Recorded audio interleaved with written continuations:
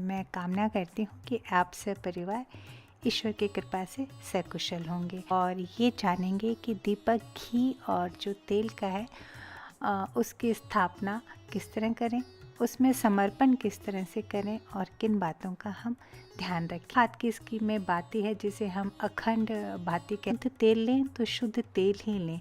तो जब भी आप उसमें दीपक में तेल समर्पित करें, आपके मन में अग्निदेव के लिए जो है नमन होना चाहिए और साथ ही आप अपने हाथ को दूसरे हाथ से सहारा दे के रखें और आपकी चारों उंगलियां जो हैं आपके कलाई को उस समय सहारा दे रही हूँ। समर्पित करते समय आप ईश्वर का ध्यान करें जिनके लिए आप पूजा स्थापना प्रारंभ कर रहे हैं। बात का ध्यान रखें कि उसे फिर आप उंगली से ना छुएं, क्योंकि यदि हमारे अंदर दोष हैं जिसे तामस रज कहा जाता है, वो अगर हम उंगली से छुएंगे तो दीपक में प्रतिष्ठित हो जाते हैं और जो हमें दीपक में जिससे जो शक्ति या ऊर्जा मिलती है उतनी हमें फिर नहीं मिल पाती है। कि दीपक किस तरह तैयार किया जाना है। पूर्ण रूप से लेने का मेरा तात्पर्य है कि वो हिले ढिले नहीं, जब तक उस पर हवा ना लगे और समान रूप से निरंतर गति से वो प्रज्वलित रहे।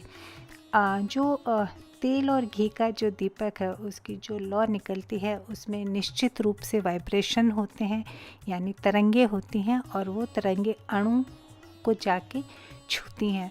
तो जो तेल का दीपक है उसकी जो दूरी है ऊर्जा भेजने की और तरंगे भेजने की, वो 1 मीटर या 1.25 हाथ मानी जाती है और घी का जो दीपक है उसकी ऊर्जा स्वर्ग तक मानी जाती है। तो वीडियो में इस बारे में हम और चर्चा करेंगे, पर चलिए पहले देख लेते हैं किस तरह तैयारी करें।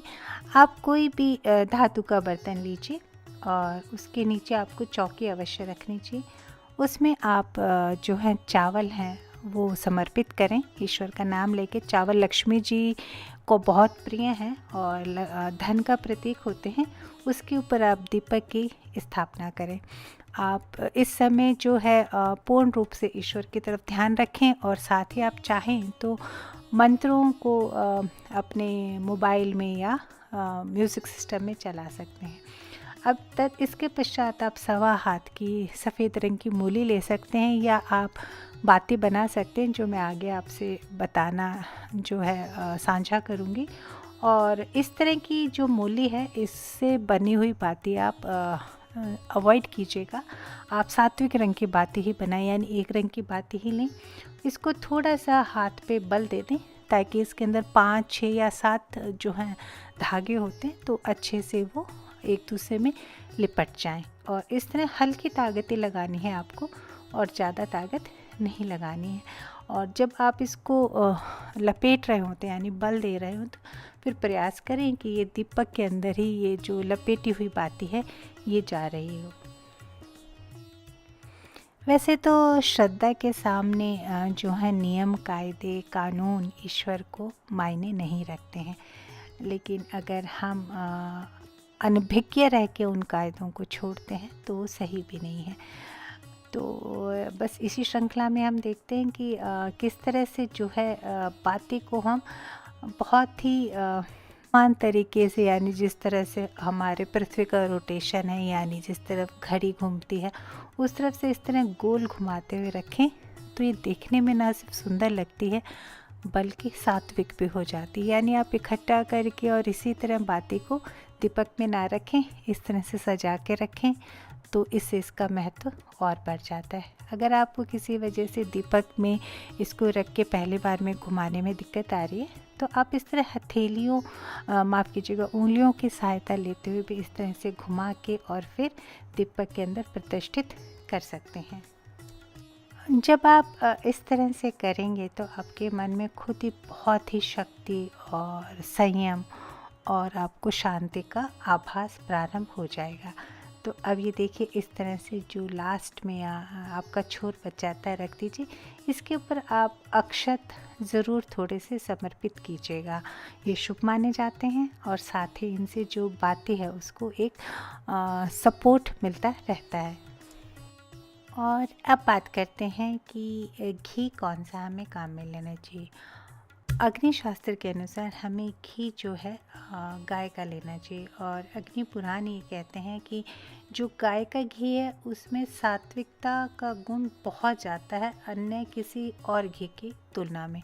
गाय के घी के अंदर इस तरह के ऊर्जा के तत्व पाए जाते हैं जो आप जिस जगह पे बैठ के उसकी पूजा हवन कर रहे हैं ना उस वातावरण को शुद्ध करता है, बल्कि दीप जब बुझ जाता है तो उसके 4 घंटे बाद तक भी वहाँ पे उसका असर रहता है। साथ ही जो घी का दीपक है जितने समय वो प्रज्वलित रहता है उतने समय तक वो स्वर्ग तक आपकी जो आभा मंडल है उसको दीप्यमान करके रखता है। तेल का जो दीपक है उसकी जो आभा है वो 1 मीटर तक ही रहती है।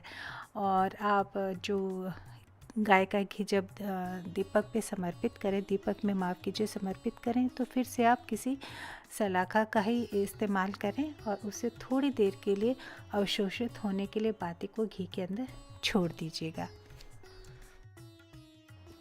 यदि आपको दीपक पूजा के पश्चात विसर्जित करना है तो मिट्टी के दीपक लें जिसे आप किसी मजबूत गत्ते पे या किसी मजबूत लकड़ी के टुकड़े के ऊपर चिपका दें और उसके साथ ही उसका आसानी से विसर्जन भी आप कर पाएंगे। यदि आप अखंड दीपक जलाना चाहते हैं और तत्पश्चात उसको हटाना नहीं चाहते और फिर मंदिर में ही सदैव उसको रखना चाहते हैं तो बड़े नाप का आप दीपक लें। ये 630 नंबर का है और इसमें इस तरह से अलग अलग दुकानों पे अलग अलग नंबर के होते हैं। ये नीचे से खुल जाता है, आजकल इसमें स्वास्तिक कटा हुआ मिलता है और ओम लिखा हुआ रहता है। आप प्रयास करके पीतल का दीपक लें जिसे ज़्यादा जो है शुद्ध माना जाता है और शुभ माना जाता है। और साथ में इसमें आप लेते समय ज़रूर देख लें कि एक बार में कितना तेल या घी आ जाएगा। ये जो मैंने दीपक लिया है इसमें आधा किलो से थोड़ा ज़्यादा घी या तेल एक बार में आ जाता है। और अब चलिए देखते हैं कि बाती कैसे हाथ से बनाएं। ये मैं 1.25 हाथ की बाती बना रही हूँ और इसको बनाने का बेहद ही आसान तरीका है।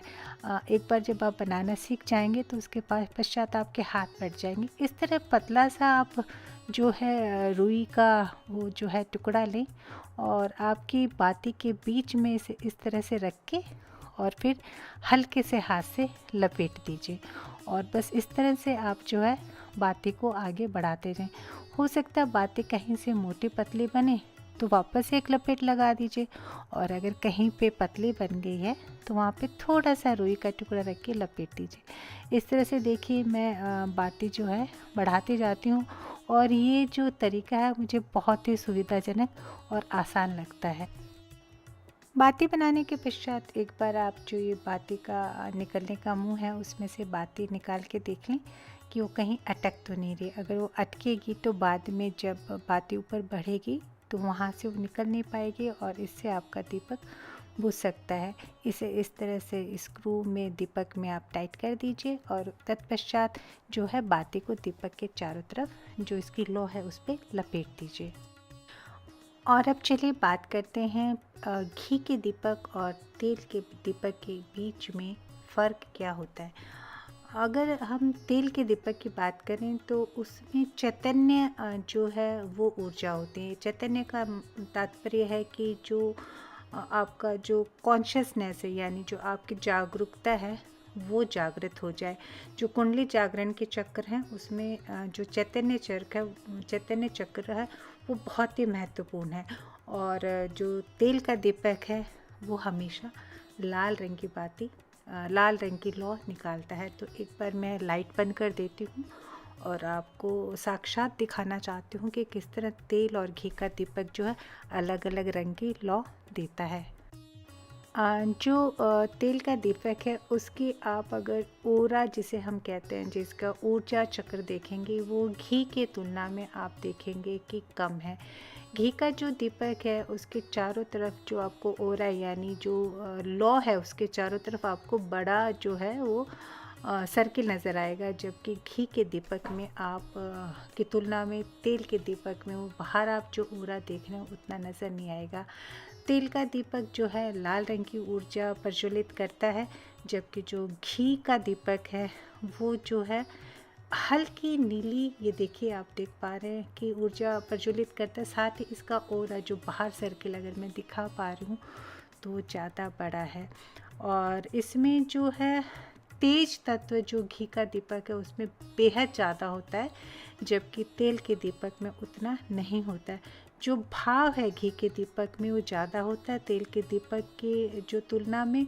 और जो उसके अंदर जो आपके तेल का दीपक वो माना जाता है कि आपके मस्तिष्क की ऊर्जा को उन्नत करने के लिए बहुत श्रेष्ठ है।